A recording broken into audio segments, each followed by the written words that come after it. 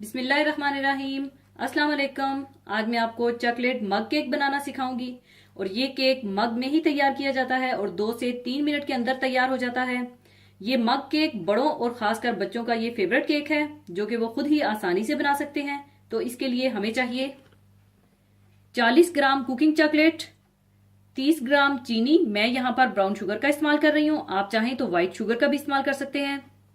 और 20 ग्राम मैदा और 40 ग्राम मक्खन और एक अदद अंडा चाहिए होगा। सबसे पहले मग में आप मक्खन और कुकिंग चॉकलेट डालकर 1 मिनट के लिए माइक्रोवेव में गर्म कर लें।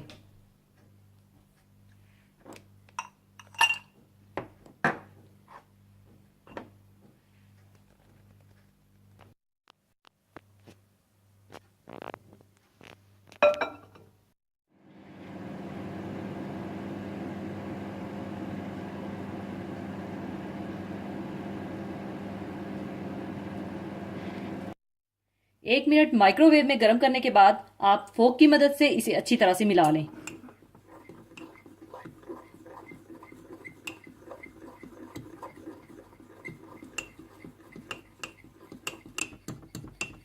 अच्छी तरह मिलाने के बाद आप इसमें मैदा और चीनी डाल दें और इसे भी अच्छी तरह से मिला लें।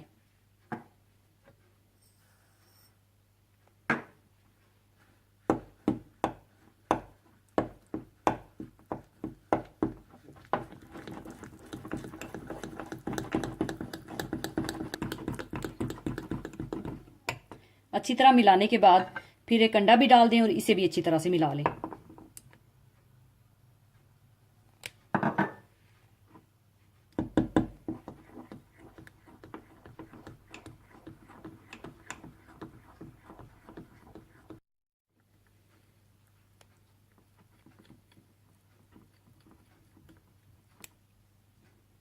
और इस तरह से आप अच्छी तरह से मिक्स कर लें। और अब आप माइक्रोवेव में इसे 1 से 1.5 मिनट के लिए दोबारा गर्म कर लें।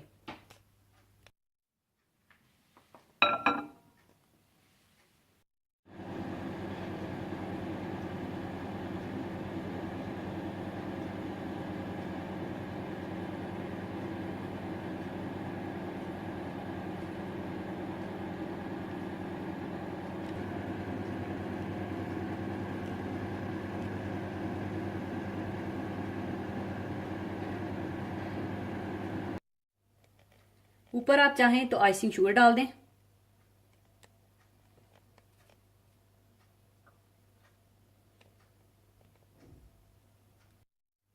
लीजिए, मग केक तैयार है। माइक्रोवेव में गर्म करते वक्त अगर केक मग से बाहर निकलने लगे तो माइक्रोवेव को बंद करके दोबारा रखिएगा और 1.5 मिनट पूरा करने के बाद आपका चॉकलेट मग केक तैयार होगा।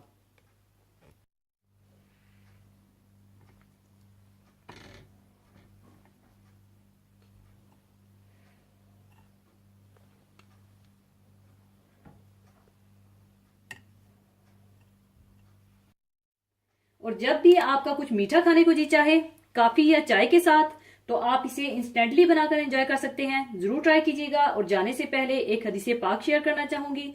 हदीसे पाक इस तरह से है।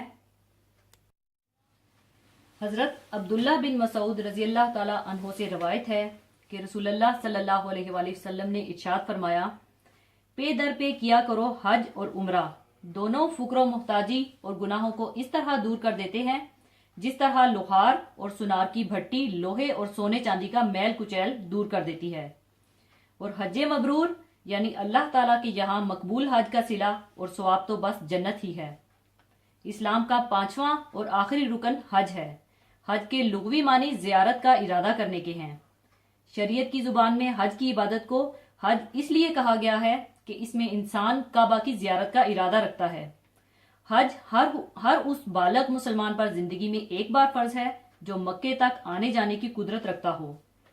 अगर कोई शख्स कुदरत रखने के बावजूद हज नहीं करता तो वो अपने मुसलमान होने को झुठलाता है। इरशादे बारी ताला है, लोगों पर अल्लाह ताला का हक है कि जो उसके घर तक पहुंचने की इस्तात रखता हो वो उस घर का हज करे, और जो कोई कुफर करे, इसके हुक्म की पैरवी से इनकार करे तो अल्लाह ताला उससे बल्कि तमाम दुनिया वालों से बेनियाज है। यहाँ हज की ताकत रखते हुए हज को ना जाने से इनकार करने वालों के काम को कुफर कहा गया है। और साथ ही साथ ये भी बता दिया गया है कि जिस तरह इस्लाम के बताए हुए सारे अहकाम खुद इंसानों के ही लिए मुफीद हैं, इसी तरह ये हज का हुक्म भी कुछ अल्लाह ताला के किसी फायदे के लिए नहीं है। इसकी जात तो बेनियाज है, इसे ना किसी इबादत की जरूरत है और ना किसी की नाफरमानी का डर। जैसा कि एक हदीसे पाक में भी इस तरह आता है कि जिसके पास सफरे हज का जरूरी सामान हो और उसको सवारी मयसर हो जो बैतुल्लाह तक उसको पहुंचा सके और फिर वो हज ना करे, तो फिर कोई फर्क नहीं कि वो यहूदी होकर मरे या नसरानी होकर। और ये इसलिए कि अल्लाह ताला का इरशाद है कि अल्लाह के लिए बैतुल्लाह का हज फर्ज है इन लोगों पर जो उस तक जाने की इस्तात रखते हों। जहां कुदरत के बावजूद हज ना करने पर इतना सख्त फरमान है, वहीं हज और उम्रा करने वालों के लिए हदीसे पाक में बेइंतहा अजर सवाब बतलाया गया है।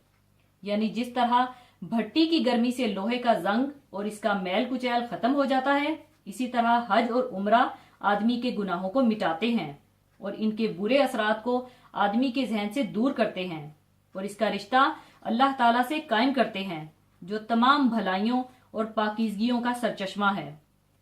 इस हदीस से ये भी मालूम हुआ कि गुनाह इंसान के दिलो दिमाग पर जो असरात मुरतब करते हैं, नफ्से इंसानी के लिए इनकी हैसियत जंग और मैल कुचैल की है, जिसे दूर किए बगैर इंसान की शख्सियत और इसकी जिंदगी में निखार नहीं आ सकता।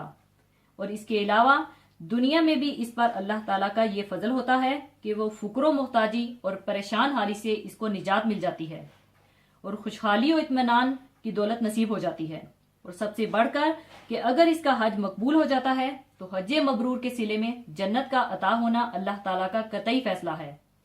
हज मबरूर से मुराद वो हज है जिसमें कोई गुनाह ना किया जाए। बाज उलमा कहते हैं कि इससे मुराद ऐसा हज है जो कबूल कर लिया जाए। बाज कहते हैं कि इससे मुराद ऐसा हज है जिसके करने में कोई रया, शोहरत का जज्बा, शहवानी फेल, बदकारी या लड़ाई या झगड़ा ना हो। बाज कहते हैं कि हज मबरूर की अलामत यह है कि इससे आदमी पहले की निस्बत बेहतर होकर लौटे और गुनाह की कोशिश ना करे। इसी के साथ मैं आपसे इजाजत चाहूंगी। अपना बहुत ख्याल रखिएगा, दुआ में याद रखिएगा। अल्लाह हाफिज।